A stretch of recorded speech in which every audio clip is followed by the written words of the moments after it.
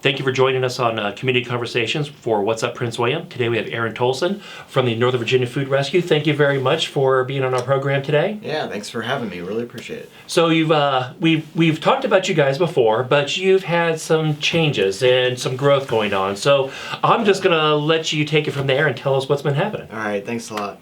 So 2.5 years ago, we launched Prince William Food Rescue as a program of acts, and with the goal of rescuing perishable food mostly that would be thrown away. That's still good. How do we get that to the 1 in 6 that are hungry in our community? And so we were able to mobilize hundreds of volunteers in our community using an app called Prince William Food Rescue.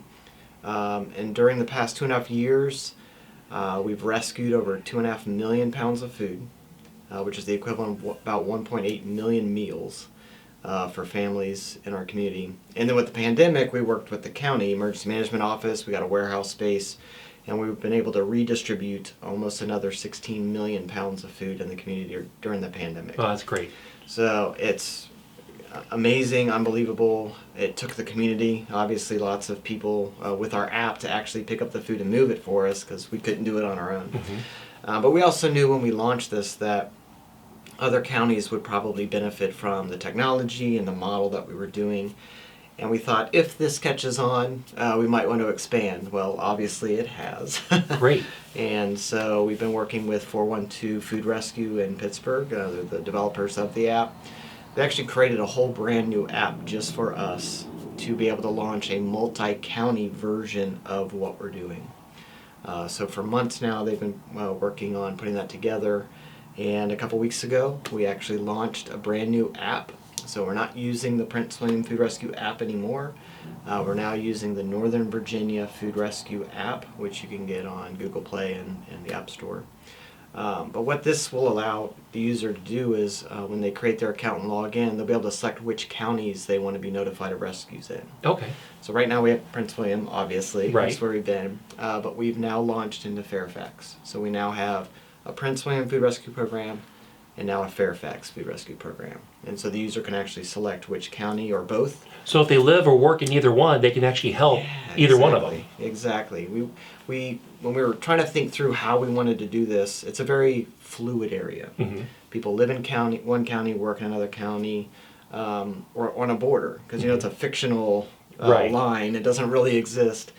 So we wanted folks that if you live on the border between a county to be able to select both if you wanted to.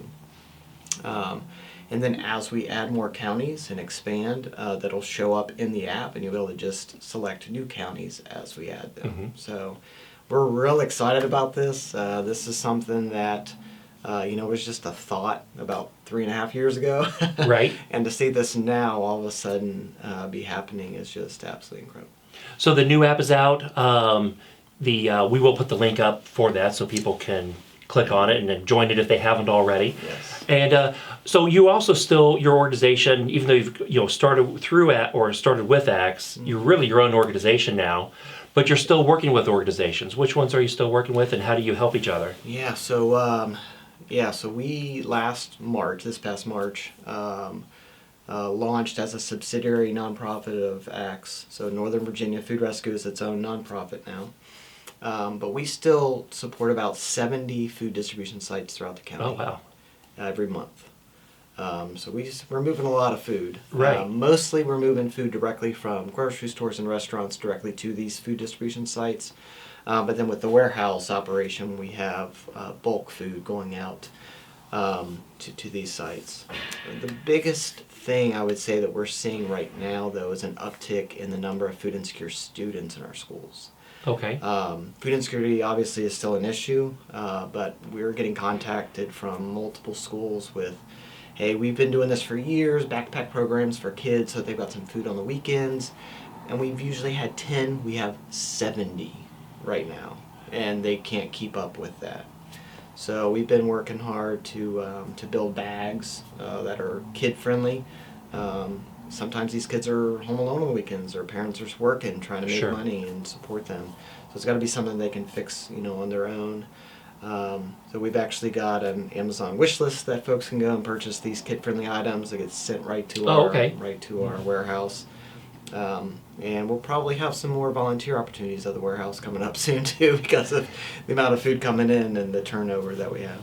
Oh, very good. So is it just by, with the amount of kids as you're saying that the increase that they're having, is it really just because of parents having to work now and the kids are home from school, or what are you guys seeing? Yeah. Or is that something that you guys see you're just helping them We're fill the not food part? exactly sure. Obviously the pandemic, food insecurity just went through the roof. Right. And it's come down a bit, but not completely. So I think we're still seeing some of the after effects of the pandemic and people that lost jobs. Oh, gotcha. Workforce is still coming back, and so the need is still there. But we're pretty much a reactive organization. Sure. So we just try to respond to needs as they come to us. So with the organizations that you see, like 70 different food distribution places. So has that helped? How's that helped them with you guys being a little more centralized? How has that actually worked for them? Yeah, I think that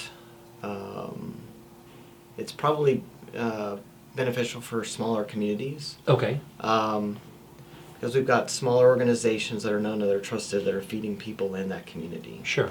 So us being able to support so many sites has really been beneficial for folks without transportation who maybe can't get to a food pantry, or they're unsure, or they don't really know where to go. But if they've got a place that's literally right there in the community, then that helps with the distribution. So your warehouse is actually a pretty good size, so you can actually take in the food, you can actually get it sorted. Is that where it helps them also, or? Yeah, so I think so. I think it allows us to make better use of the resources that we have, make good decisions, trying to minimize waste, or some organizations getting stuff that they really don't need or their communities don't need. So it allows us to kind of sift through and sort, and then make wise choices on getting the pantries exactly what they need, not too much, not too little, hopefully. Right. Gotcha. And then another thing is to kind of redistribute between food pantries. Because sometimes a larger food pantry might get a lot of donations of a particular item, and they can't use it all. They won't go through it fast enough. Sure.